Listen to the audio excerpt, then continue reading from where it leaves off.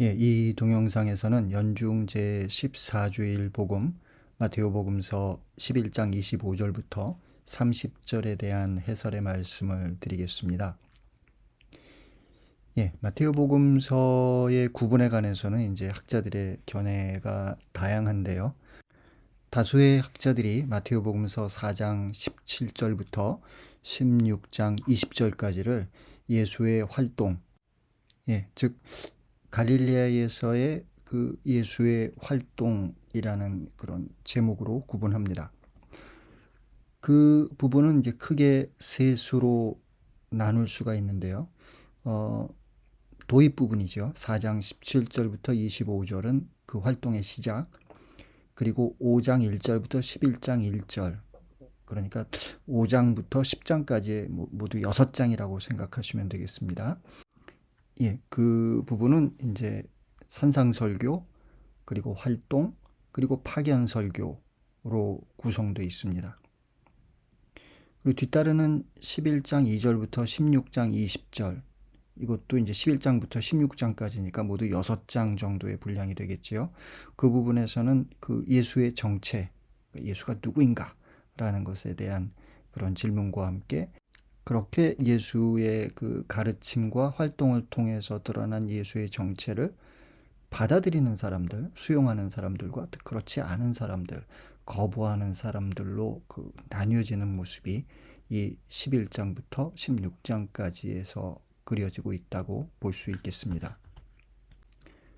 따라서 오늘의 그 복음은 11장이니까 이 예수의 정체와 그 거부와 수용에 대한 부분에 그 아주 앞부분에 위치했다고 우리가 알아들을 수 있겠죠.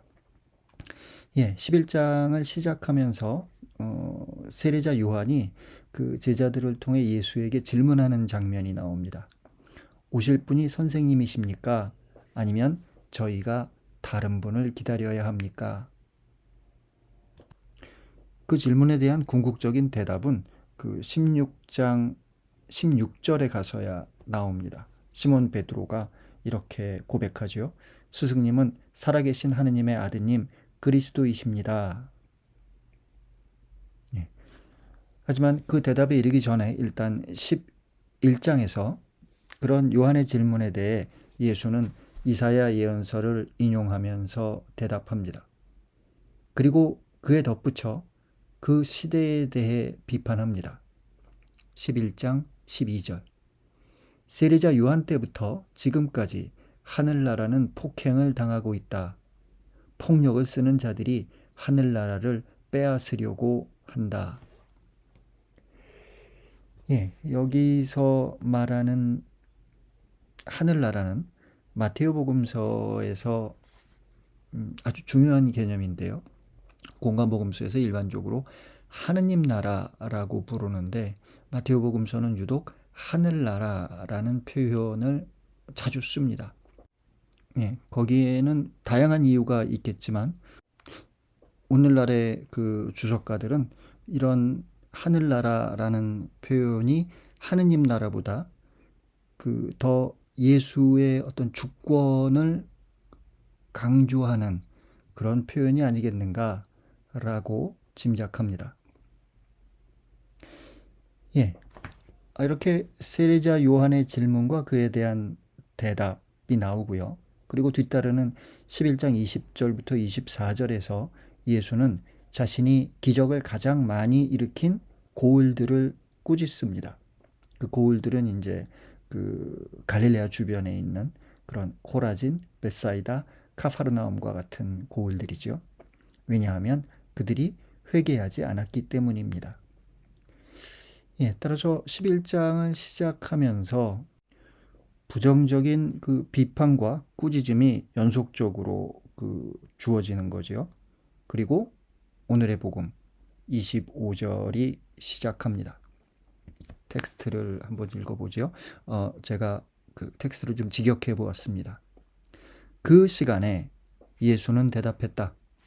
나는 당신께 감사드립니다. 아버지, 하늘과 땅의 주인. 지혜롭다는 자들과 슬기롭다는 자들에게는 이것을 감추시고 철부지들에게는 드러내 보이시니 예, 아버지, 이렇게 좋은 뜻이 이루어졌습니다. 당신 앞에서. 여기서 먼저 그 시간에라는 어떤 시간적 정보와 함께 전체적인 그 단락이 시작을 하는데요. 마테오는 이 표현을 새로운 도입을 표시하기 위해 종종 사용합니다.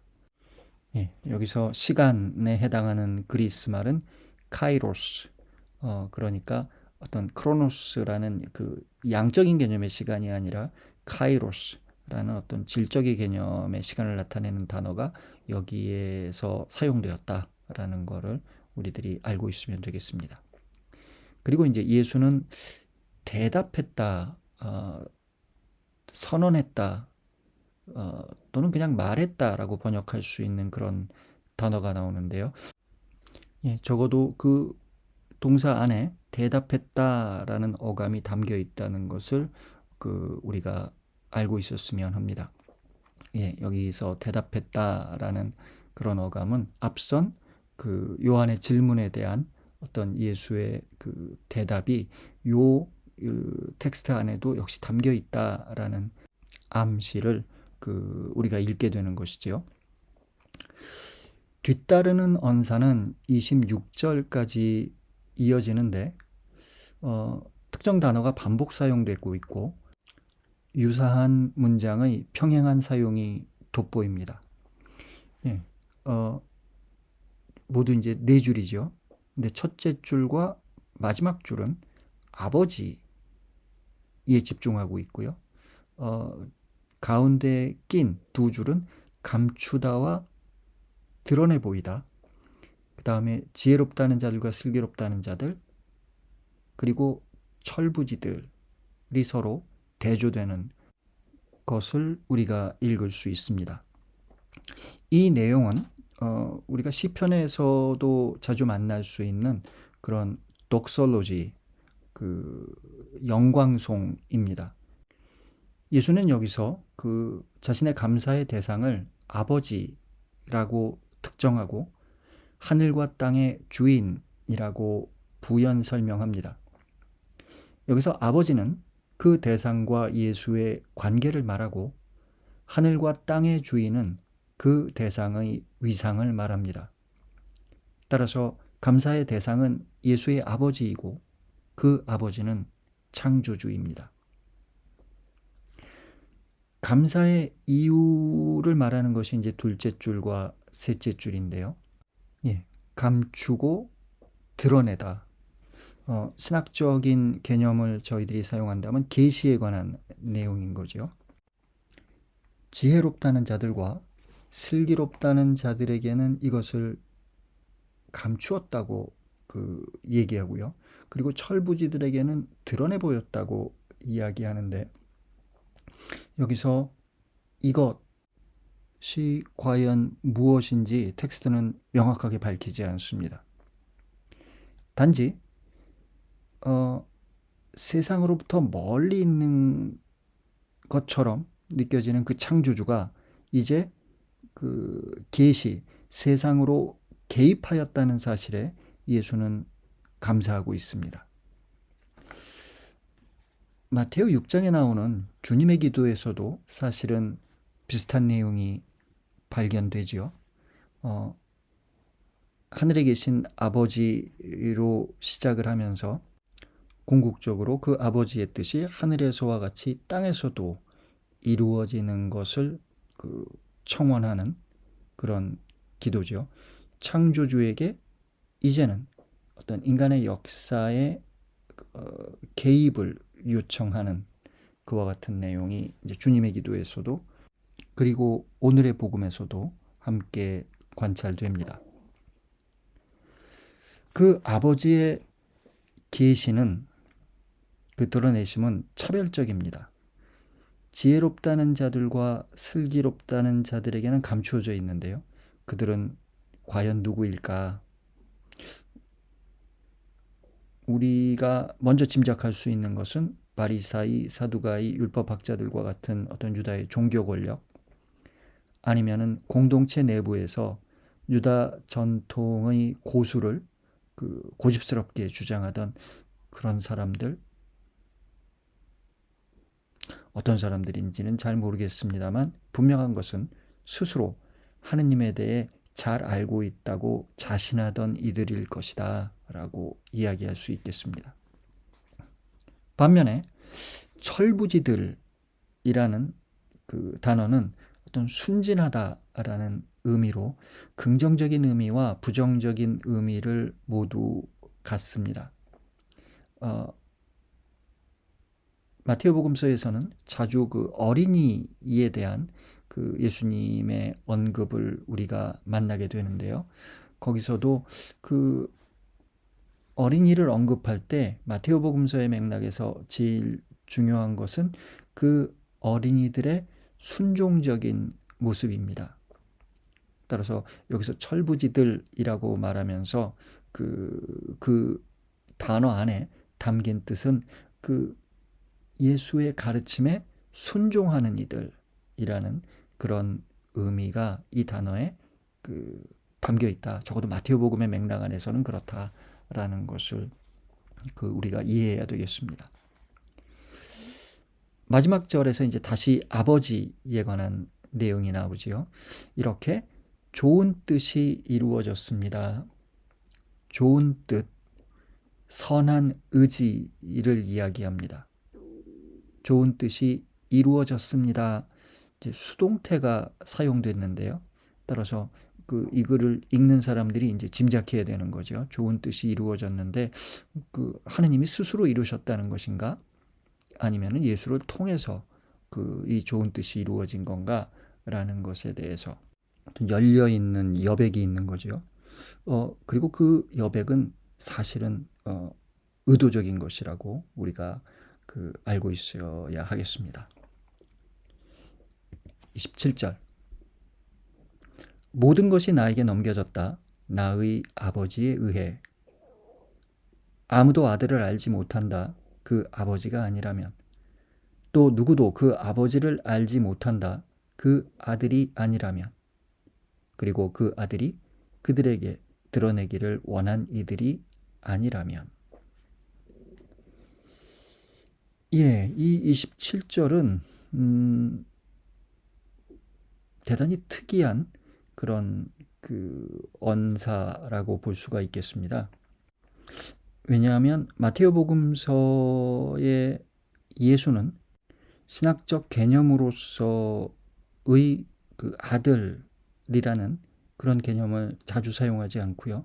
더군다나 아버지와 아들의 상호적인 관계에 관해서 마테오복음서는 어떤 특별한 관심을 잘 보이지 않습니다. 굉장히 좀 27절이 특이한 거죠.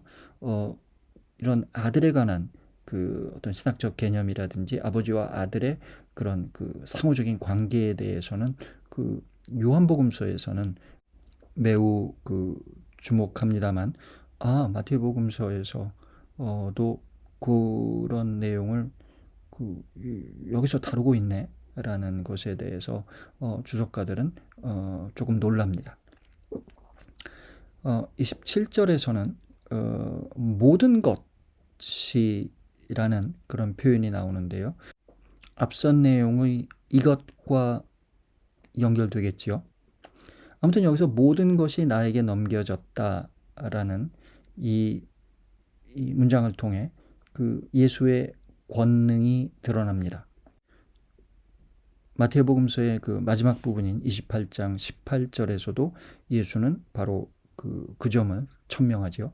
나는 하늘과 땅의 모든 권한을 받았다. 예수가 아버지로부터 받은 권능의 핵심은 아버지를 아는 것입니다. 예, 여기서 알다라는 그리스말 동사는요, 이제 증언하다라는 그런 함의를 또 갖고 있습니다. 예수에게 있어서 하느님을 아는 것은 아들을 통해서만 가능하고 그 아들이 원하는 이들, 즉 예수를 따르는 이들에게만 가능하다는 내용이 27절에 그 예수의 언사인 것이죠. 여기서 예수는 유다 전통의 지혜 사상과 맞서고 있습니다. 예, 지혜 사상에서는 우리가 그 하느님을 그 경외하고 그런 두렵고 떨리는 마음으로 우리는 그 하느님의 은총 아래서 비로소 하느님을 알 수 있는 거야 라고 생각하면서 지혜가 곧 그 토라, 율법이다 라고 선언합니다. 따라서 그 토라를 공부하고 또 토라의 길에서 벗어나지 않는 그런 의로운 의인의 삶을 통해서 사람들은 지혜에 도달할 수 있고 그 지혜를 통해서 하나님을 알게 된다는 것이죠. 예. 그런데 예수는 그것이 아니라 아들을 통해서 또 아들을 통해서만이 그 아들이 아니라면 그 누구도 그 아버지를 알지 못한다라고 여기서 말합니다. 따라서 예수는 그런 유다 전통의 지혜 사상과 이제 맞서고 있는 모습인데 주석가들 중에서는 여기서 예수가 말하고자 하는 바는 예수 자신이 바로 그 지혜라는 것이다라고 그 설명하기도 합니다. 그렇다면 요 27절은 그 요한복음서의 그 맥락과 대단히 맞닿아 있는 그런 내용이라고 다시 한번 그 저희들이 확인할 수 있겠습니다. 예, 이렇게 예수 자신이 곧 지혜라는 것을 확인할 수 있는 그 구절이 마태오복음서 11장 19절이죠. 사람의 아들이 와서 먹고 마시자 보라 저자는 먹보요 술꾼이며 세리와 죄인들의 친구다 하고 말한다. 그러나 지혜가 옳다는 것은 그 지혜가 이룬 일로 드러났다. 예, 11장 19절도 그 예수와 지혜를 동일시하는 그와 같은 내용을 다루고 있습니다. 이렇게 아버지를 아는 것에 있어서 예수가 지닌 그런 독점적 위상은 요한복음 10장을 상기시킵니다. 10장 14절 나는 착한 목자다. 나는 내 양들을 알고 내 양들은 나를 안다. 15절 이는 아버지께서 나를 아시고 내가 아버지를 아는 것과 같다. 나는 양들을 위하여 목숨을 내놓는다. 이런 맥락에서 본다면 앞선 내용에서 얘기한 이것은 예수를 아는 것입니다. 앞선 내용을 한번 볼까요? 지혜롭다는 자들과 슬기롭다는 자들에게는 이것을 감추시고 즉 예수 그리스도라는 신비를 감추시고 철부지들에게는 드러내 보이시니 그리하여 그들이 예수님의 가르침을 듣고 예수님의 부르심에 따라서 그런 그 교회를 이루는 그런 모습을 얘기하는 거겠지요. 따라서 그렇게 그 예수를 알게 되는 것 자체를 그 아버지의 은총으로 해석하는 내용이라고 우리가 그 알아들을 수 있겠습니다. 예, 이는 앞서 말씀드린 그 마태복음서 16장 즉 예수의 정체에 관한 커다란 그 마태복음서의 흐름을 마무리하는 베드로의 고백에서도 다시 한번 확인되는데요. 베드로가 이렇게 고백하죠. 스승님은 살아계신 하느님의 아드님 그리스도이십니다. 그에 대한 예수의 대답은 다음과 같습니다. 시몬 바르요나야 너는 행복하다. 살과 피가 아니라 하늘에 계신 내 아버지께서 그것을 너에게 알려주셨기 때문이다. 예, 따라서 베드로가 받은 축복은 뭐냐 하면 예수가 하느님의 아드님이고 그리스도라는 것을 알게 된 거죠.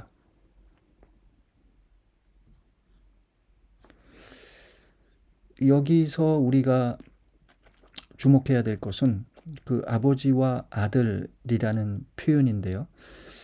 이거를 20세기 초반의 몇몇 그 주석가들은 이거는 실제로 아버지와 아들에 관해서 말하는 것이 아니라 이제 나중에 이제 교회의 그 도그마에서는 성부와 성자라는 개념을 사용하지만 그 역사적 예수가 그런 자의식을 가졌다고 보기는 어려울 것 같아라고 생각하는 그런 주석가들이겠지요.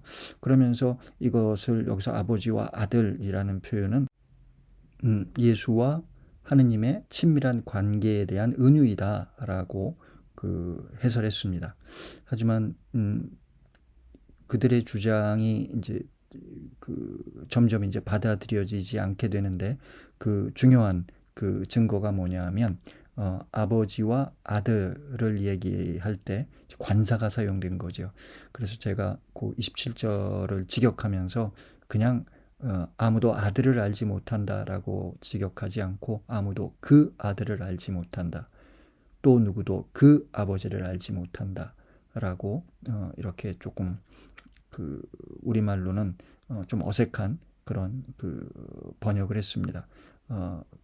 여기서 이제 관사가 사용되었다. 따라서 아들과 아버지는 단순한 문학적 은유가 아니라 그 아들과 그 아버지를 특정하고 있는 그런 어떤 의도적인 그런 관사의 사용을 우리는 발견할 수 있습니다. 마태복음서 전체의 맥락에서도 이것은 확인됩니다. 예를 들어 예수의 유년사를 얘기하면서 마태복음서에서는 임마누엘이라는 개념을 강조하지요. 임마누엘, 엘, 하느님께서 임마누, 우리와 함께 있음을 드러내는 존재가 바로 예수라는 고백으로 복음서가 시작되는 겁니다. 예, 그것을 드러내는 몇몇 구절을 살펴볼까요? 2장 15절 아기 예수가 이집트로 피신하는 장면에서 내가 내 아들을 이집트에서 불러내었다 라는 구약의 어떤 인용이 나오고요. 3장 17절 세례 장면이지요. 이는 내가 사랑하는 아들, 내 마음에 드는 아들이다. 그리고 16장 16절과 17절은 이미 언급했습니다. 그리고 17장 5절 현성용 사건이죠. 이는 내가 사랑하는 아들, 내 마음에 드는 아들이니 너희는 그의 말을 들어라. 그리고 마지막 예수님의 어떤 재판과 십자가형의 장면에서 유다의 종교 권력들이 궁금해하는 것도 그런 예수님이 스스로를 하느님의 아들이라고 말했는지 가르쳤는지에 관한 내용입니다. 살아계신 하느님 앞에서 맹세를 하고 당신이 하느님의 아들 메시아인지 밝히시오. 하느님을 신뢰한다고 하니 하느님께서 저자가 마음에 드시면 지금 구해내 보시라지. 나는 하느님의 아들이다 하였으니 말이야. 예, 전체적으로 16장 17절을 제외한다면 이렇게 하늘에서 들려오는 소리 내지는 유다 종교 권력의 언급 안에서 아들이라는 단어가 발견될 뿐이지요. 따라서 오늘 복음에서 우리들이 대단히 특별한 마태복음서의 한 대목을 읽고 있다라는 것을 이렇게도 확인해 볼 수 있겠습니다. 예, 뒤따르는 28절부터 30절 이제 앞서서 철부지들에게만 드러내셨다라는 내용이 나오지요. 따라서 그러니까 철부지들이야말로 하느님의 축복 내지는 은총을 체험하는 사람들인데 어떻게 하면 철부지에 속할 수 있을까라는 질문을 사람들이 이제 갖게 되겠죠.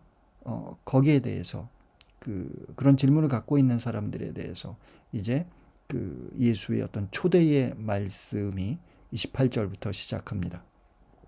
오라 나를 향해 고생한 이들과 짐진 이들 내가 너희를 안식하게 하겠다. 내 멍에를 메라 너희들 위로 그리고 나로부터 배워라. 나는 온유하니 그리고 마음에서 겸손하니. 너희들은 안식을 발견할 것이다. 너희들의 정신에. 왜냐하면 내 명예는 편하니 그리고 내 짐은 가벼우니.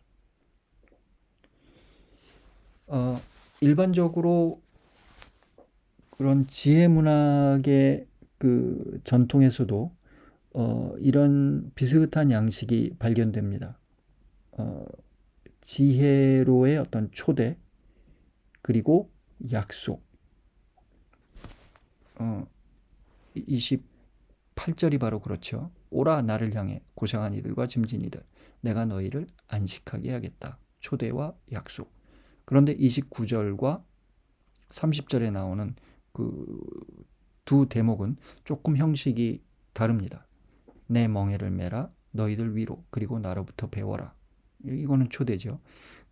하지만 뒤따르는 내용이 나는 온유하니 그리고 마음에서 겸손하니. 그 초대를 받아들일 어떤 근거가 제시됩니다. 예, 마지막 부분은 약속과 그 약속에 대한 근거죠. 너희들은 안식을 발견할 것이다. 너희들의 정신에. 왜냐하면 내 멍에는 편하니 그리고 내 짐은 가벼우니. 따라서 28절의 이제 첫 번째 파트는 초대와 약속, 두 번째 파트는 초대와 그 초대의 근거, 그리고 세 번째 파트는 약속과 그 약속의 근거. 이런 어떤 그 문학적인 흐름을 우리가 만나게 됩니다.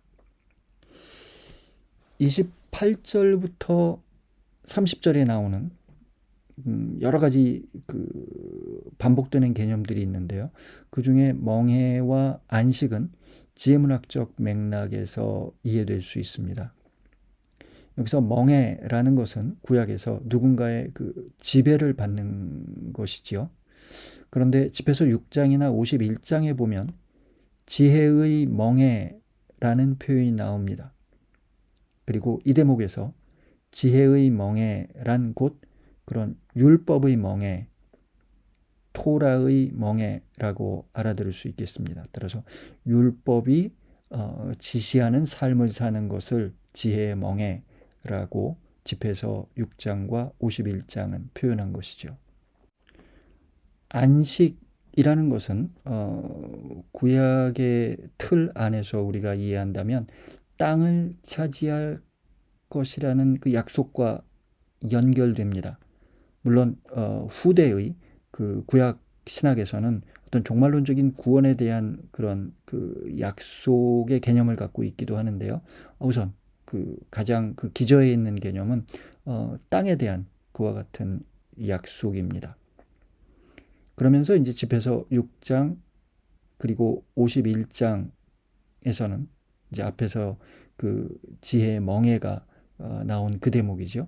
거기서 지혜 안에서 안식을 얻을 것이라는 약속이 발견됩니다. 즉 토라를 통해 너희가 땅을 차지할 것이다 라는 구약 성경의 어떤 계약 세상에 기반해서 지혜 문학은 토라와 함께하는 삶에 기쁨, 충만, 자유 그리고 안식이 있을 것이라는 약속을 하는 것이지요.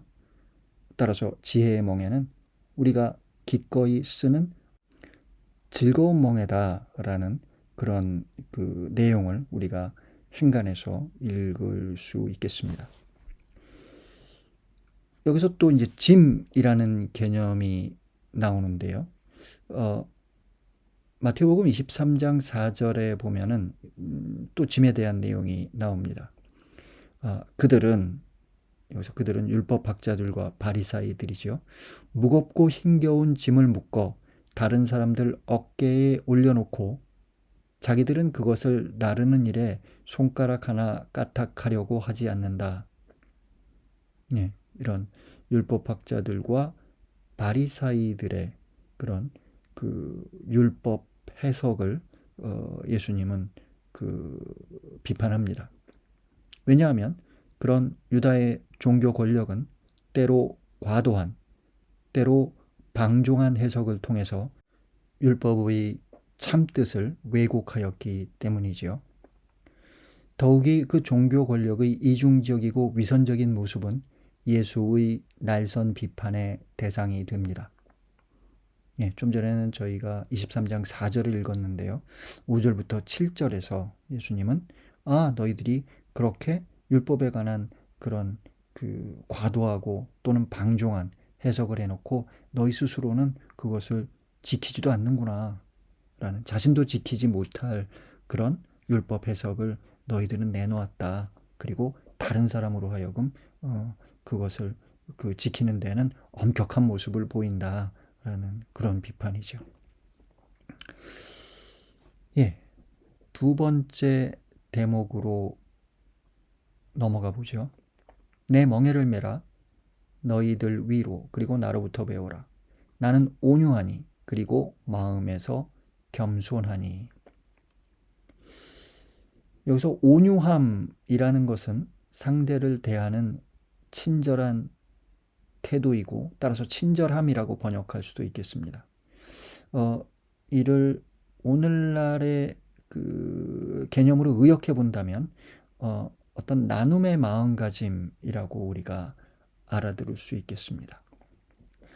마음에서 겸손함이라는 그 표현은 우리가 진복팔단에서 그 영에서 가난함, 이제 그 성경에서는 그 마음이 가난한이라고 그 의역했습니다만, 좀 직역해 본다면 영에서 가난함이라는 대목을 저희들이 진복팔단에서 만나는데, 그것과 상통하는 개념이라고 우리가 볼 수 있겠습니다.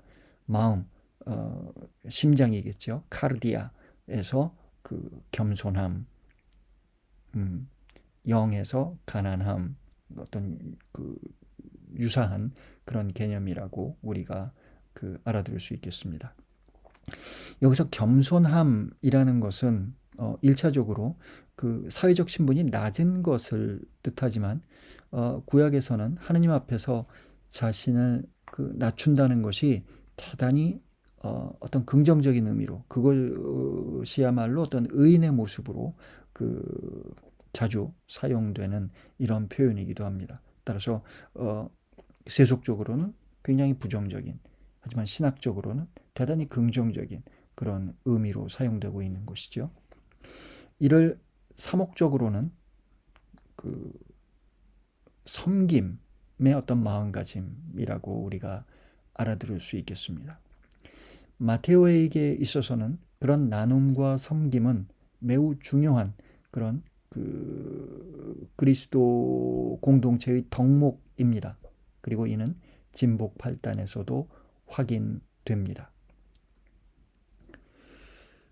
예수는 이렇게 복음적 해석을 통해서 율법의 참뜻을 밝힙니다. 그런 나눔과 어떤 섬김의 마음가짐으로. 그리고 그런 해석이 율법을 완성한다고 마테오 복음서는 봅니다. 예수의 멍에와 짐이 가볍고 편하다는 것은 마테오 복음서 곳곳에서 만나는 율법에 대한 복음적 해석에 기반합니다. 더욱이 예수는 유다의 종교 권력과는 달리 자신의 멍에와 짐, 즉 자신의 가르침에 따라 살고 순환하고 죽습니다. 그리고 부활하죠. 오늘 우리가 읽는 텍스트의 안식의 개념과 연결된다고 하겠습니다. 지금까지 저희들이 살펴본 내용을 바탕으로 다음과 같은 이야기를 해볼 수 있겠습니다. 아버지께서 예수에게 넘겨준 모든 것은 한편으로는 신적 권능이었지만, 다른 한편으로는 예수가 순명해야 할 아버지의 좋은 뜻, 선한 의지입니다. 예수는 아버지의 그 선한 의지를 실현시켜 나가는 그와 같은 존재입니다. 그 예수가 나에게 오라 라고 초대합니다. 이는 곧 예수와 함께 아버지의 선한 뜻을 이루어 나가자는 초대이고, 예수를 중심으로 한 공동체로의 초대입니다. 그 공동체의 내적 질서는 복음인데 그 복음은 율법의 올바른 해석에서 출발하고 그 올바른 해석은 곧 편한 멍에이고 가벼운 짐으로 은유됩니다. 마지막 대목에서 너희들은 안식을 발견할 것이다. 너희들의 정신에 라는 구절이 이제 발견되는데요.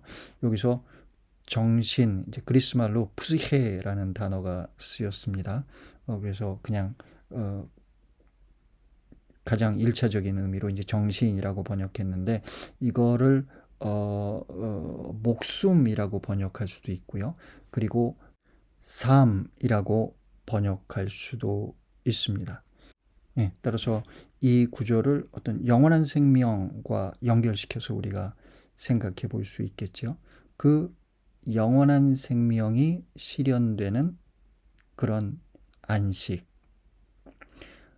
그 안식의 시간과 공간에 관해서 우리가 생각해 본다면 그 시간은 종말이고 그 공간은 하늘나라입니다. 그런데 마테오복음서의 중요한 신학 중에 하나가 그와 같은 종말의 시간, 하늘나라라는 공간을 우리가 앞당겨 살 수 있는 것이죠. 그것을 시간적으로는 종말론적 현재라고 얘기하고 공간적으로는 지상의 하늘나라, 즉 교회를 이야기합니다. 그러니까 안식은 종말에 하늘나라에서 우리가 누리게 되겠지만 그런 종말론적 현재를 살아가는 교회 안에서 우리는 그것을 앞당겨 체험합니다. 라는 것이 마테오복음의 신학의 중요한 부분인 것이지요. 이렇게 본다면 28절부터 30절은 교회론적 그런 초대이었던 말씀으로 우리가 알아들을 수 있겠고요. 앞선 25절부터 27절은 그리스도론적 그런 선언으로 우리가 알아들을 수 있겠습니다. 25절부터 27절을 통해서 예수 그리스도는 아버지를 계시하는 존재, 그리고 아버지로부터 계시된 존재로 자신을 드러냅니다.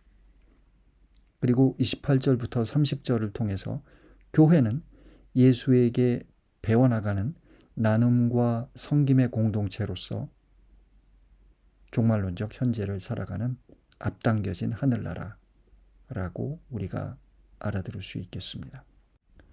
마테오는 이런 그리스도론적 텍스트와 교회론적 텍스트를 함께 묶음으로써 다음과 같은 것을 의도하는 것으로 보입니다.